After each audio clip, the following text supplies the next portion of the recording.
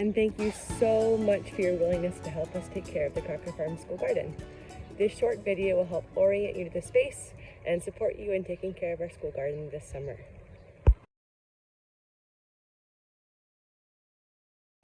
Here is the Crocker Farm garden shed. You will have the code sent to you as part of your email communications. And inside you will find all of the tools that you need to take care of the school gardens this summer. There are buckets of hand rakes and trowels that can be used, as well as watering cans. A scuffle hoe here, which is my personal favorite tool. We also have a combination of rakes that are both adult size and child sized. This hose and this additional length of hose are available for use, and I'll show you where the spigot is in a moment. This is our favorite hose to use. It is a no kink hose, and it already has a nozzle attachment. Here you'll find scissors, some additional cultivating tools, tomato twine if you find yourself needing it, and the hose key lives right above the door to the shed. There is also a medical kit available in case you need it. Hopefully you don't.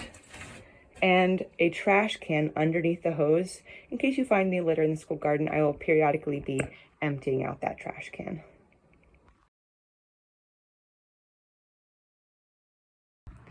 We have lots of beautiful crops growing in our school garden this year that were planted by a combination of second and kindergarten and fourth and fifth grade students. Starting over here with this beautiful corn and potatoes behind that. One important job for the summer will be to continue mounding up soil around the base of these potato plants. Potato tubers, as they are growing, can't be contacted by sunlight, otherwise they will become toxic. So as you can see, the potatoes have been planted on mounds of soil, and any small weeds can be pulled from the mounds, and then soil from in between the mounds can be piled up and patted down around the base of these plants to help protect the tubers from the sunlight. Over here we have our very young strawberry plants. And since these strawberries were just planted, if you see any flowers or fruit developing on these plants, here's a tiny flower here, we actually would like to pinch the flowers and fruit off this year so that the plants redirect their growth into the stems and leaves, which hopefully will make for very big and lush strawberry plants next year. Here we have a bed of watermelons for beautiful plants, which should spread out and cover this mulch almost completely if they continue to grow well. But any small weeds can be removed from around the mulch. Same with the strawberries, the potatoes, and the corn. And these two beds don't have anything in them yet, but we are starting some rice seed at the Brookfield Farm greenhouse, which hopefully will be transplanted into these beds soon. Now, continuing our tour this way, we have two beds that have been cover cropped with clover and also are growing daffodils. These can mostly be left alone this summer. Here is some chives and a combination of chocolate and peppermint. Please feel free to harvest from this bed as much as you like. We have an abundance of chives. The flowers are also edible. And here with the purple stems is the chocolate mint. And here are some relatively new peppermint plants. All of this is available for harvest.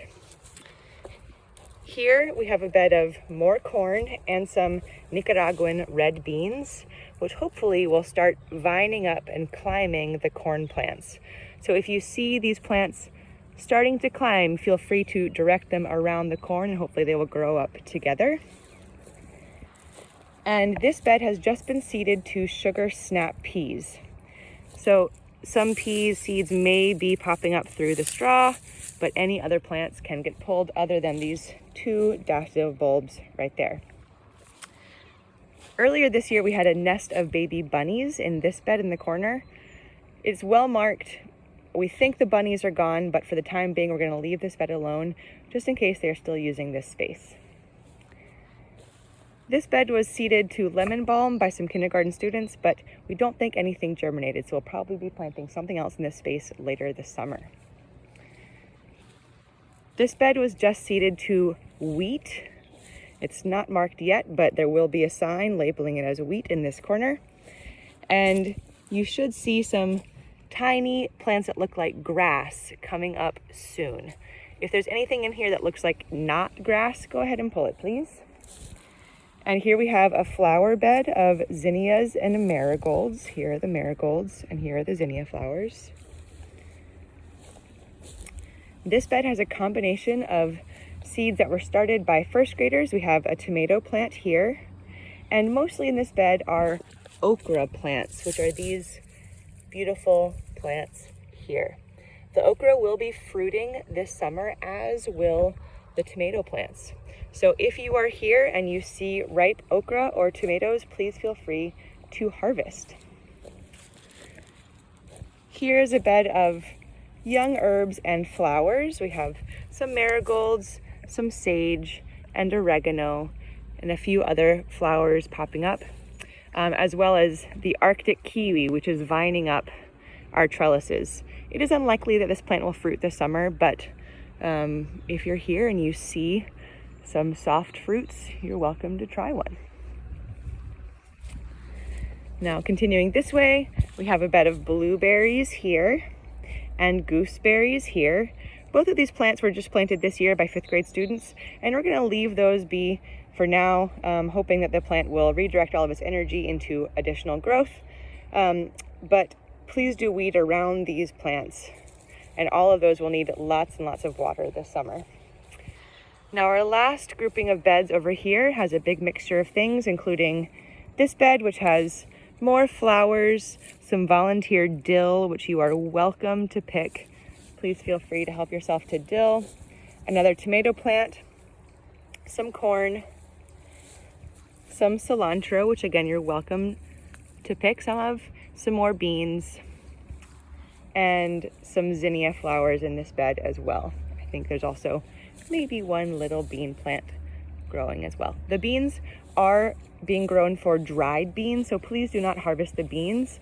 We're gonna leave those until the fall, and we will harvest them dry at that time. Here's another bed of tomatoes that was planted by 5th graders. So all of these plants here will be fruiting this summer. There's one pepper plant there as well. So again, feel free to harvest conservatively while you're here, and you can take some tomatoes home with you. Here's another bed of tomatoes, some more potatoes, which will certainly need additional mounding and weeding this summer. We planted some sweet potato slips in this bed earlier this year, and they totally dried out and have all died. So we may try again. We're gonna leave this bed clear for the time being, but if you do see some intentionally planted looking things in this bed, they are probably sweet potatoes. And here we have some spring garlic. Some of the garlic is still germinating and will be popping up through the straw. But again, this is a crop that we will be leaving in the bed until the fall. So all of these beds will need regular weeding and watering, pulling any small plants. And a good rule of thumb would be at least a minute, ideally 2 of water per bed.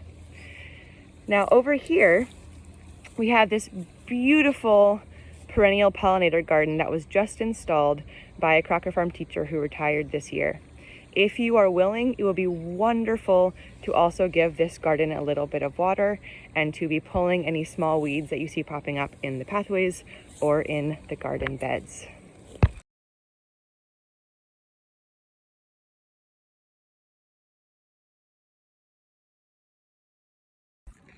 We are so grateful for your help, and please reach out with any questions. Happy gardening this summer.